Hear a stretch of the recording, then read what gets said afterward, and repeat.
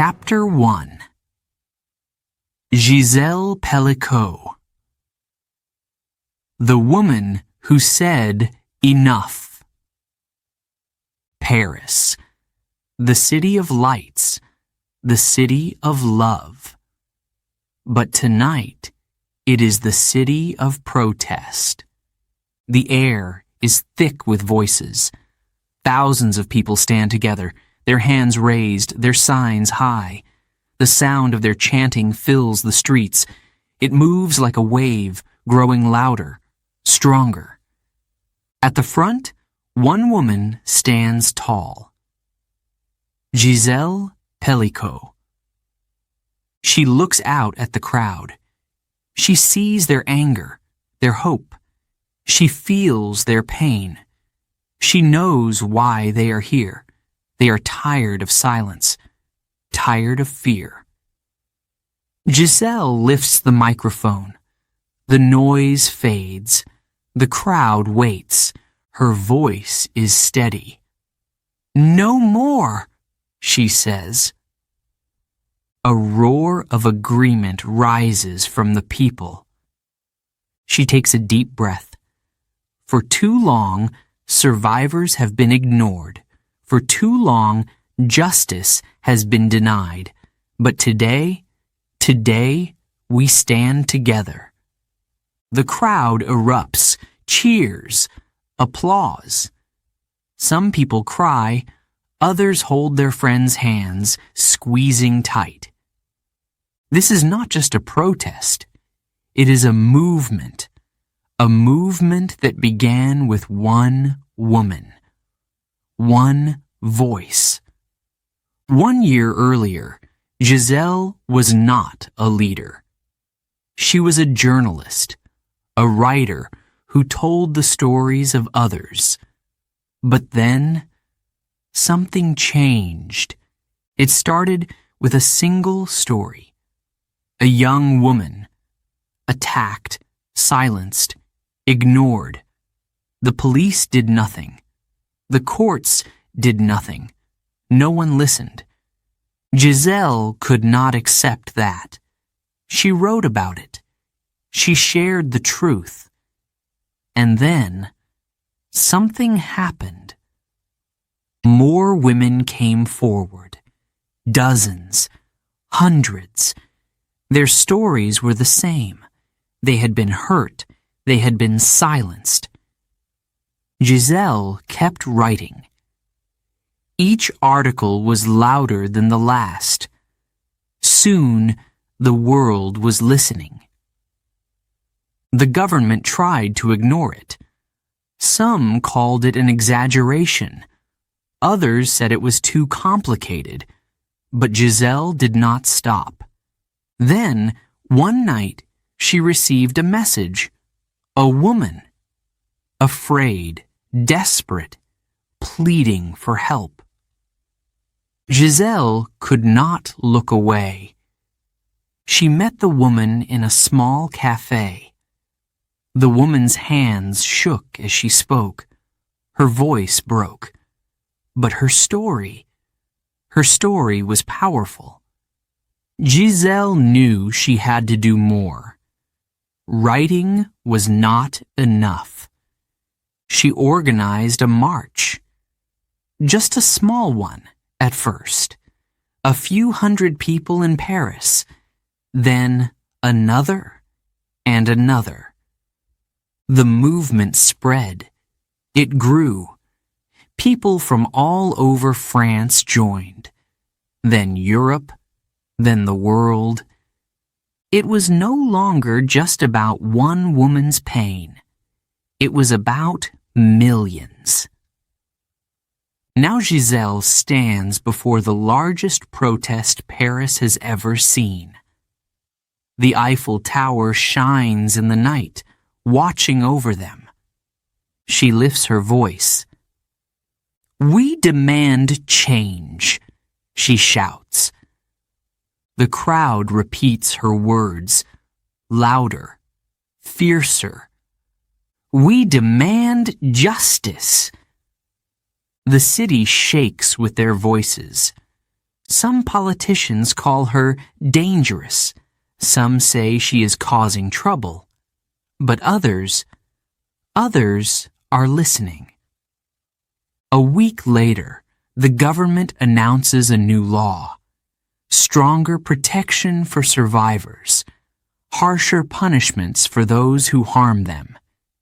It is a victory. But Giselle knows the fight is not over. That night, as she walks home, she looks up at the sky. The stars shine bright, unafraid. She smiles. This is just the beginning. Chapter 2. Ursula von der Leyen. A leader under fire. Brussels. Cold air sweeps through the city. The sky is gray, heavy with rain. Inside the European Parliament, hundreds of people sit in silence. Cameras flash, reporters whisper. At the center of it all, one woman stands. Ursula von der Leyen. She adjusts the microphone. The room waits. She takes a slow breath, then speaks. Europe is facing one of its greatest challenges. War at our borders, a changing climate, an economy under pressure. We must act now, together. Her voice is firm, confident, but she can feel the tension in the room. Some leaders nod in agreement. Others cross their arms, watching her closely. Not everyone supports her. Not everyone believes in her. She continues. The choices we make today will shape the future. We cannot turn away. We cannot be afraid. A few people clap. Others remain still. Ursula has been here before, facing doubt, facing resistance, but she knows she must push forward. Outside, protesters gather.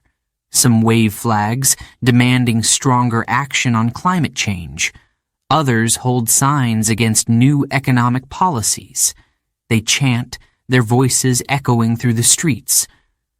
Ursula hears them as she steps out of the building. A journalist rushes forward. Madam President, your critics say your policies are too ambitious, too expensive. What do you say to them? She does not hesitate. I say that doing nothing will cost us even more. Europe must lead, or we will fall behind. The cameras flash again. The journalist nods, taking notes. Ursula walks toward her car, her face calm. But inside, she knows. This is only the beginning. 1 year earlier, she had made a bold promise, a stronger Europe, a greener economy, a plan to make the continent independent of foreign energy. It was a vision of the future. But visions do not come without battles. Some countries resisted. They worried about the cost, about losing control. Others wanted change but feared the speed. Ursula had to convince them. She spent hours in meetings, days in negotiations. She listened, argued, compromised. Slowly, things began to move. New agreements were signed. Old policies were changed. But still, it was not enough for some. One evening, she sat in her office, reading reports. The numbers were clear. Inflation was rising. People were struggling. Some blamed her. Some wanted her to step down. She closed her eyes for a moment. The weight of leadership was heavy. Then a message arrived. A letter from a young woman in Spain. "Thank you," it read. "Because of your policies, my family can afford clean energy. My future looks brighter." Ursula smiled. This was why she fought. Not for politics, not for power, but for people. The next day, she stood in front of the press again. "I know the road is not easy, but change never is. We will not stop now." The headlines were sharp.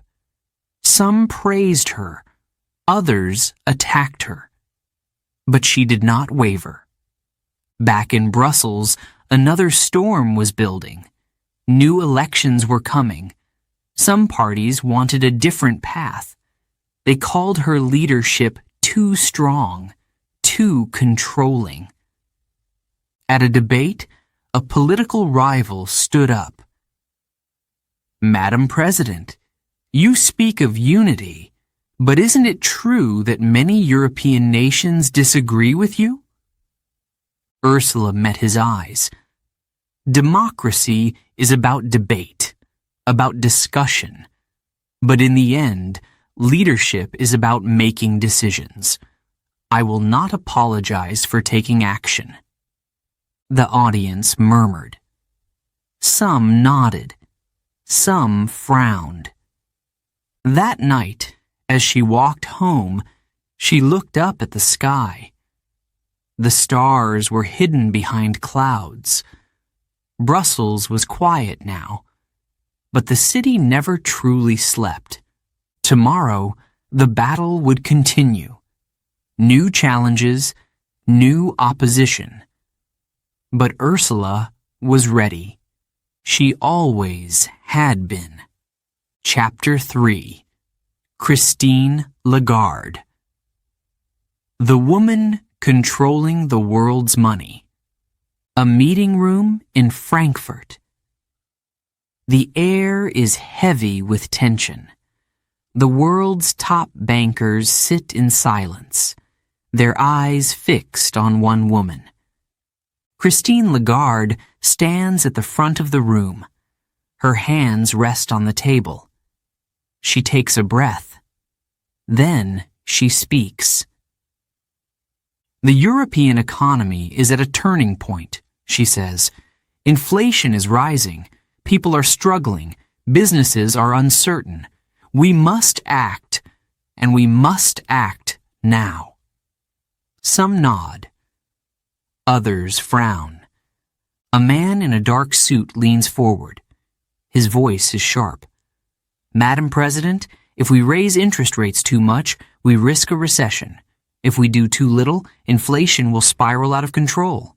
What is your plan? Christine holds his gaze. She has faced these questions before. She knows the risks. She also knows that every decision she makes will affect millions of people. She speaks calmly. The decision will not be easy, but doing nothing is not an option. Our job is to protect the economy and the people. The room stays quiet. The world is watching. Outside, reporters wait. Cameras flash as Christine steps into the cold air. A journalist pushes forward. Madame Lagarde. People across Europe are worried. Some say your policies help banks more than workers. How do you respond? Christine lifts her chin. She has been called many things. Too powerful, too cautious, too bold. But she has learned not to let criticism shake her. She answers firmly. I understand their fears, but I am here to make the best decision for Europe. And I will not be afraid to make tough choices. She walks away, her heels clicking against the pavement. Behind her, the reporters keep shouting, but she does not look back. 1 year earlier, the crisis had started. Prices were rising fast. Families struggled to pay their bills. Protests broke out in the streets of Paris, Madrid, and Berlin. People blamed the government and the banks. Christine watched closely. She read the reports, studied the numbers, listened to experts. She knew that one wrong move could make things worse. Late at night, she sat in her office. Papers covered her desk. The numbers did not lie. If inflation was not controlled, people's savings would disappear. If the economy slowed too much, businesses would close. She sighed, rubbing her temples. There was no easy answer. She thought about her past, about the years before she became one of the most powerful women in finance. As a young lawyer, she had fought for women's rights. She had learned that to lead, you had to be strong, and you had to be ready for a fight. Now, she was leading Europe's central bank. The fight was different, but the lesson was the same. The next morning, she made her decision. Interest rates would rise. It was a risk, but she believed it was the right path. Some called her a hero. Others said she was making a mistake. But Christine knew that in finance, no decision pleased everyone. Months passed. The economy shifted. Inflation slowed. Some businesses struggled, but the worst was avoided. Then, a new challenge arrived. A major bank in Germany collapsed. Panic spread. Would other banks fall next? Would people lose their money? Christine acted fast. She called emergency meetings. She spoke with world leaders. She made sure people's savings were protected. Again, some praised her. Others said she had saved the banks, but not the people. One evening, she sat alone, reading messages from European citizens. Some thanked her, others blamed her. She sighed. Leadership was lonely. A letter caught her eye. A woman from Greece. My parents lost everything in the last crisis. This time, they are safe. Thank you. Christine smiled. Sometimes leadership was not about being liked. It was about making sure people could sleep at night. The next day, she stood in front of the press once more. We are not done. There is more work ahead, but I promise, I will do everything I can to keep Europe strong. Cameras flashed. Questions flew. But Christine Lagarde stood tall. She had faced crises before. She knew there would be more. But she was ready. She always had been. Chapter 4. Claudia Scheinbaum. Breaking barriers in Mexico. Mexico City. The air is electric. The streets are alive with noise. People gather in front of giant screens. Some cheer, some hold their breath. Today, history is being made. Inside the National Palace, Claudia Scheinbaum stands at the podium. She looks out at the crowd. Thousands of faces, hopeful, expectant, watching her. She grips the sides of the podium. She has prepared for this moment. But now, standing here, the weight of it is real. She takes a deep breath. Then she speaks. For the first time in our history, a woman stands before you as President of Mexico. The crowd erupts. Applause, shouts, whistles. Some wipe away tears. Others wave the Mexican flag high. Claudia waits. She lets the moment sink in. Then, her voice grows stronger. I do not stand here alone. I stand here because of the women who came before me, the women who fought for a voice, for a vote, for a place in this country's future, and I promise you, I will not let them down. The cheers grow louder, but not everyone claps. Some watch with cold eyes. Some whisper to each other. They do not believe in her. They do not trust her. She knows this. She knew it long before today. Her journey was never easy. Years before, Claudia was a scientist. She studied energy, climate change, the environment. She believed in numbers, in logic, in solutions. But science alone could not change the world. She saw her country struggling. Corruption, violence, inequality. She saw leaders make promises but never keep them. She could not stay silent. She entered politics. At first, people did not take her seriously. A scientist? They laughed. What does she know about running a country? But she proved them wrong. As mayor of Mexico City, she worked hard. She built safer streets, cleaner energy, better schools. People noticed. People believed. Then, the moment came. An election. A chance to lead the whole country. The campaign was brutal. Attacks in the media.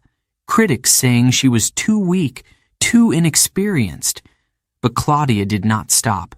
She traveled across Mexico. She listened. She spoke. And when the votes were counted, she won.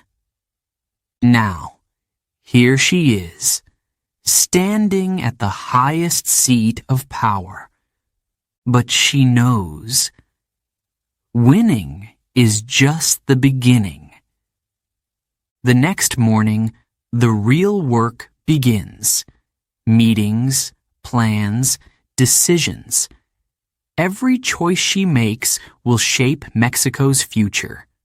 But there is opposition. Politicians who do not want change. Business leaders who fear her reforms. Some protest against her. Others spread rumors. One evening, her advisors come to her office. Their faces are tense. Madam President, one says, they are trying to block your policies. They say you are moving too fast.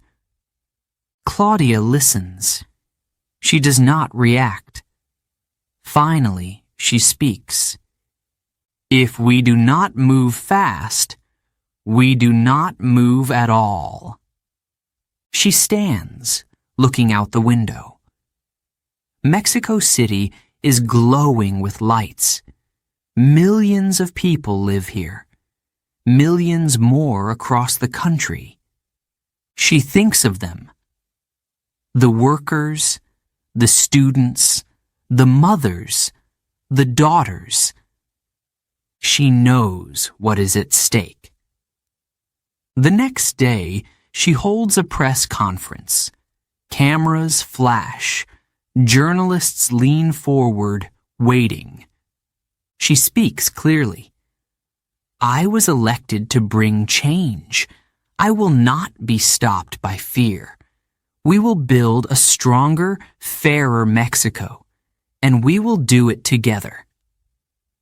The headlines explode.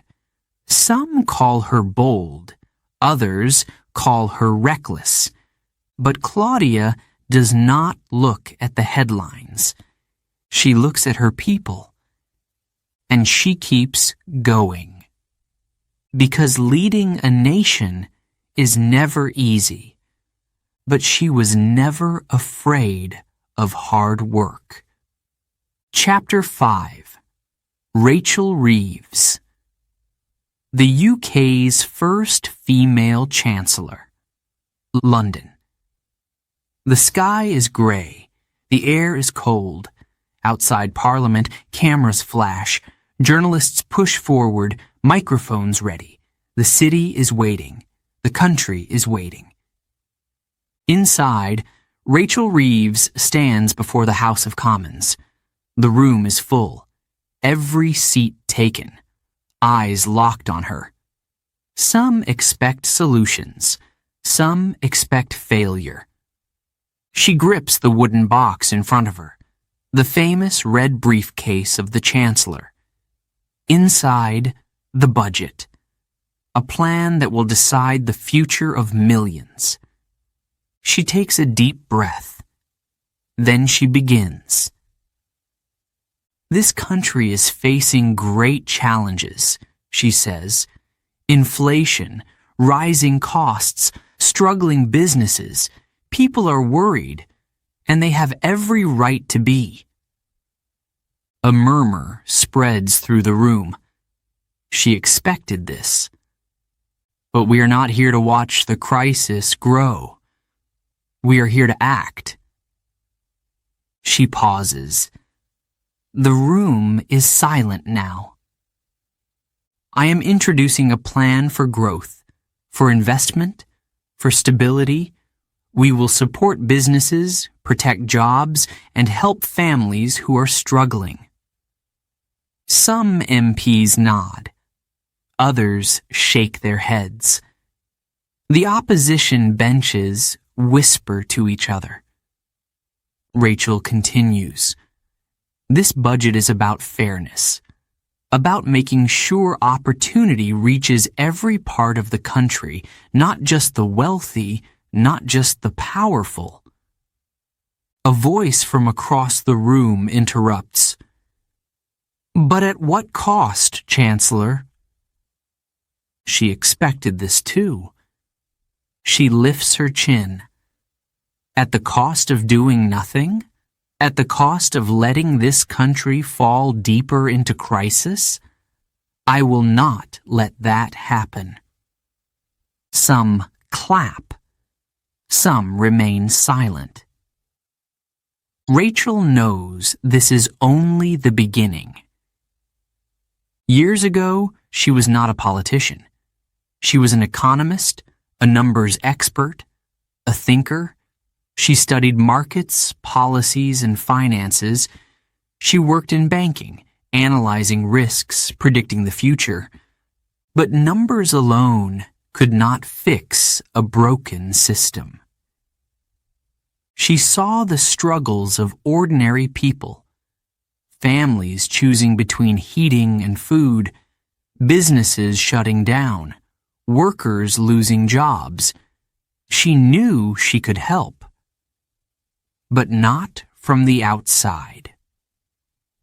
So, she stepped into politics, a world of debate, pressure, and power. Some doubted her. Some tried to block her rise, but she kept moving forward. She worked hard, spoke clearly, fought for what she believed in. Then, history was made. The first woman to become Chancellor of the Exchequer, the most powerful financial role in Britain. The country's money in her hands. The responsibility was huge, the risks even bigger. One night, she sat in her office late into the evening, Papers covered her desk, graphs, reports, letters from citizens. A note caught her eye. Dear Chancellor Reeves, I run a small cafe. My energy bills have tripled. I don't know how long I can stay open. Please help. She closed her eyes for a moment. She had read many letters like this. She had to act. The next morning, she announced a new policy. Help for small businesses, lower energy costs, support for struggling families. Some cheered. Others called it too expensive. Some said it was not enough. She listened. She adjusted. She fought for every vote. Back in Parliament, the debate continues. A member of the opposition stands up. His voice is sharp.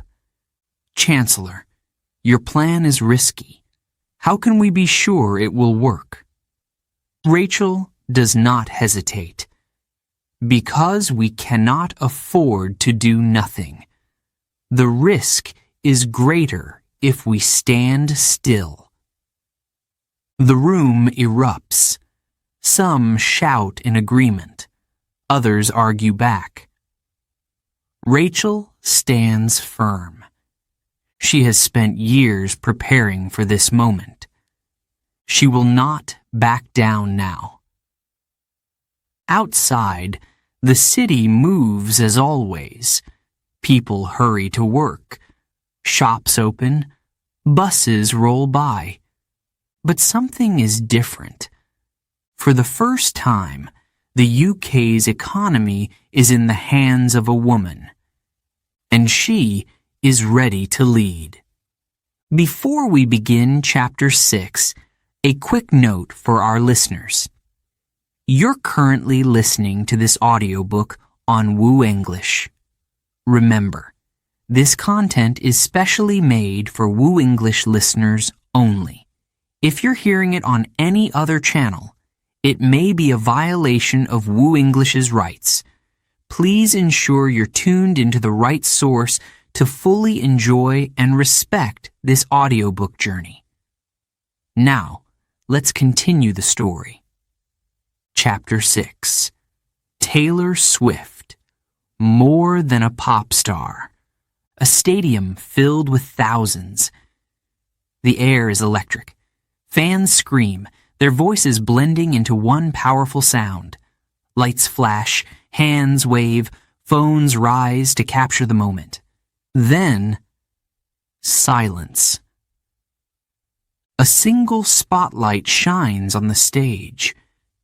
Taylor Swift steps forward. She holds the microphone, looking out at the sea of faces. Some have traveled miles to be here. Some have waited years to see her perform. She takes a breath. The music begins. And then she sings. The crowd erupts. For 3 hours, she owns the stage, hit after hit, song after song. People sing every word. They cry, they laugh, they dance. This is more than a concert. It's a movement, a moment in history. But behind the lights, behind the cheers, there is another story. The story of a woman who built an empire and fought to keep it. Years ago, Taylor was just a girl with a guitar. She wrote songs in her bedroom. She played at small cafes, hoping someone would listen. And then, someone did. Her first album made her a star. But success came fast, and fame. Fame was complicated. She learned that the music industry was tough. Record labels controlled everything. Contracts were confusing. Money, power, ownership, it was all a game. and Taylor had to learn the rules. Then, one day, she lost something precious: her own music. The songs she had written, the albums she had created, they were no longer hers, sold without her approval, owned by someone else. She was furious. She was heartbroken, but she was not defeated. Taylor made a decision. If she couldn't own her old songs, she would record them again. She would take back what was hers. People doubted her. They said it was impossible. They said it had never been done before. But Taylor did it. One by one, she re-recorded her albums. Fans supported her. The world watched in amazement. She proved that artists could fight back, that musicians could take control. That power did not belong only to the industry. It belonged to the people. Her battle for ownership was just one part of her journey. Taylor also became a voice for others. She spoke about artists' rights, about women in music, about the struggles of fame. She faced critics, scandals, and headlines. Some called her too powerful. Others said she was playing the victim. She ignored them. She kept writing, kept singing, kept telling her truth. And the world listened. Now she stands in front of 80,000 people, holding her guitar. The crowd chants her name. She smiles. She strums the first chord. The music plays. The stadium shakes. Taylor Swift, more than a pop star, sings into the night. Chapter 7. Beyoncé. The queen of more than music. The lights go out. For a moment, the stadium is silent. The crowd holds its breath. Then, the drums begin. The bass shakes the floor. A spotlight cuts through the darkness. Beyoncé stands in the center of the stage. She does not speak. She does not move. She simply stands there, strong, powerful, in control. Then, her voice. The first note rings through the arena, clear and full of fire. The crowd explodes. People scream, cry, dance. Some have followed her for years. Others are seeing her for the first time. She commands the stage like a queen. Every movement is perfect. Every word is sharp. She is not just performing. She is telling a story of power, a story of struggle, a story of a woman who built an empire. Beyoncé was not born into fame. She worked for it, trained for it, fought for it. As a child, she stood in front of a mirror, practicing dance moves. Her father pushed her, her mother encouraged her. She dreamed big. She joined a girl group. She sang at talent shows. She lost. She won. She learned. Then, Destiny's Child became a success. Hit songs, awards, fame. But Beyoncé wanted more. She wanted control. She stepped away, took a risk, launched her solo career. People doubted her, but she proved them wrong. One album after another, she climbed higher.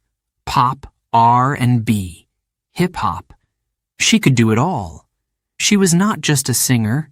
She was a performer, a producer, a businesswoman. Her music became more than entertainment. It became a message. She sang about love, about pain, about freedom. She spoke for women, for black artists, for justice. She built businesses, fashion, fragrances, a fitness brand, a record label. She became one of the most powerful women in the world. But with power came pressure. The media watched her every move. Some praised her. Some attacked her. Too private, they said. Too perfect. She should speak more, some demanded. She should stay silent, others argued. She ignored them. She let her work speak. In 2016, she released Lemonade, a visual album, a masterpiece, a statement. It was raw, personal, political. It told the story of a woman betrayed and a woman rising again. It spoke of history, of pain passed down through generations, of black strength, black beauty, black power. It was bold, and the world listened. Some called it genius. Some called it dangerous. Beyoncé didn't explain. She never explained. She simply moved forward. Her influence grew. She headlined Coachella. Her performance, historic, a tribute to black culture, to education, to excellence. The world called it Beychella. Again, she made history. She became the first black woman to own her own music streaming service. She signed million-dollar deals. She helped small businesses. She donated. She protested. She fought for change. But the criticism never stopped. People judged her marriage, her family, her choices. She kept going. Because Beyoncé does not break. She builds. Now, she stands on the biggest stage in the world. The final song begins. The crowd sings with her. She looks out at them, at the young girls holding signs, at the mothers with tears in their eyes. She knows what she represents. Power, resilience, legacy. She smiles. Then she raises her microphone and sings the last note. The stadium shakes. The Queen has spoken. Chapter 8. Rihanna. From pop star to business titan. The cameras flash. The crowd waits. Journalists whisper to each other. Then, the doors open. Rihanna steps onto the stage. She walks slowly, confidently. She wears a sleek suit, her hair pulled back. No microphone, no music, no dancers. Tonight is not about performing. Tonight, she is not just a singer. She is a billionaire, a business mogul, a game changer. She reaches the podium. The room falls silent. "Welcome to the future of beauty," she says. A simple sentence, a powerful statement. The screen behind her lights up. A new product. Another addition to her Fenty empire. But this is not just about makeup. Not just about fashion. It is about something bigger. It is about breaking rules, redefining beauty, changing industries. And Rihanna knows all about change. Years ago, she was just a girl from Barbados, a girl with big dreams and a voice that could not be ignored. She was discovered at 16. Her first hit song came soon after. Then another. And another. She ruled the charts, won awards, performed on the world's biggest stages. But fame was not enough. Rihanna wanted more. She wanted control. She wanted to build something that would last. So, she made a choice. She stepped away from music. The world waited. Fans begged for a new album. But Rihanna had a different plan. She launched Fenty Beauty, a makeup brand with one bold message. Everyone deserves to be seen. 40 foundation shades, more than any other brand at the time. The industry was shocked. Other brands had ignored darker skin tones for years. Rihanna did not. And it paid off. Within weeks, Fenty Beauty was a global success. Stores sold out. Magazines called it the future of beauty. But Rihanna was just getting started. She launched Savage X Fenty, a lingerie brand for all body types. She changed the fashion show industry. No more skinny models who all looked the same. Instead, dancers, athletes, curvy women, pregnant women, real women. People loved it. But success brings pressure. Critics attacked her. She's not a real designer. She's just a celebrity. She ignored them. She kept working, kept building. Her businesses grew. Fenty became a billion-dollar empire. Then, in 2021, she became the richest female musician in the world. Not because of music, because of business. The headlines exploded. Rihanna, billionaire. Some praised her. Some questioned her. She stayed silent. Because Rihanna does not explain.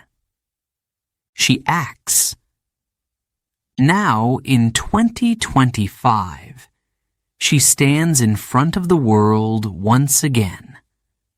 She smiles. People said I couldn't do this, she says. People said a singer couldn't be a CEO. They said I should stick to music. She shakes her head. They were wrong. The crowd claps. Some nod. Some sit in silence, thinking. Because Rihanna is not just a pop star. She is proof that limits do not exist. That women can lead. That black women can own. That success has no rules. She steps away from the podium. cameras flash again. She walks past the reporters, past the headlines, past the doubt. She does not need permission. She never has. Chapter 9. Mary Barra. Driving the future. The engine hums softly. The dashboard glows. The car moves forward without a sound. No gasoline, no pollution, no limits. This is the future. Mary Barra watches from the sidelines, her arms crossed. Around her, engineers study the data. Screens flash, numbers change. How far did it go? She asks. Almost 500 miles on a single charge, one engineer answers. She nods. It's progress, but not enough. We can do better, she says. This is Mary Barra, the CEO of General Motors, the woman transforming an industry. The auto world is changing fast. Gasoline cars are disappearing. Electric cars are taking over. Technology is moving at lightning speed. And Mary? She is leading the race. But leadership is never easy. Years ago, she was not a CEO. She was an engineer. A young woman in a world dominated by men. She studied hard. She worked harder. She climbed the ranks. Some doubted her. Some said a woman could never run one of the biggest car companies in the world. She proved them wrong. In 2014, she became the first female CEO of General Motors, the first woman to lead a major car company. At first, the world watched with curiosity. Could she handle it? Could she compete with the biggest names in the industry? Then, disaster struck. A major recall. Faulty ignition switches. Accidents. Deaths. It was one of the worst crises in General Motors history. The press attacked. People demanded answers. Mary did not hide. She stood before Congress. She faced the cameras. She took responsibility. We failed, she said, and we will fix it. Some CEOs run from problems. Mary Barra does not. She made big changes. She rebuilt trust. And then she turned to the future. Electric cars, self-driving technology, a world without gasoline. She knew it would not be easy. The auto industry was built on tradition, on power, on fossil fuels. Not everyone wanted change. Politicians pushed back. Oil companies fought against it. Even inside her own company, some resisted. Electric cars won't sell, they said. People aren't ready. Stick to what we know. She listened. Then she shook her head. This is happening, she said, with or without us. She made a bold promise. By 2035, General Motors would stop making gasoline cars. It was risky. It was revolutionary. And the world paid attention. Investors watched. Competitors reacted. The industry shifted. Soon, other companies followed. The race to electric had begun. Now, in 2025, she stands in the heart of it. Factories are building new models. Faster, smarter, cleaner cars. Charging stations appear across cities. Consumers are buying. But the battle is not over. New challenges arrive every day. Supply shortages, market pressures, political debates. Some still doubt. Some still fight. Mary does not stop. Because leadership is about vision, about knowing where the world is going, even when others cannot see it yet. She looks at the car in front of her, sleek, silent, powerful. She places a hand on the hood, feels the future beneath her fingertips. Then she turns to her team. Let's go further. Because for Mary Barra, the road ahead is just beginning. Chapter 10. Abigail Johnson, the woman controlling trillions. The stock market is open. Screens flash numbers in red and green. Traders move fast, shouting into phones, typing at lightning speed. Billions of dollars move in seconds. At the top of a skyscraper in Boston, one woman watches it all. Abigail Johnson. She stands by the window, looking down at the city. The financial world is loud, chaotic, unpredictable, but she is calm. She has seen it all before. A phone rings. A voice on the line sounds nervous. Markets are falling, the man says. Investors are worried. She does not panic. She does not rush. She knows that fear is dangerous in finance. She speaks slowly. Stay focused, she says. This is not the first crisis. It will not be the last. Her words bring silence. The man exhales. He trusts her. They all do. Because Abigail Johnson is not just any investor. She controls Fidelity Investments, a company that manages trillions of dollars. Money that belongs to people. Workers saving for retirement. Families investing for their future. One decision from her, and the markets move. But power like this does not come easily. Finance is a world of men.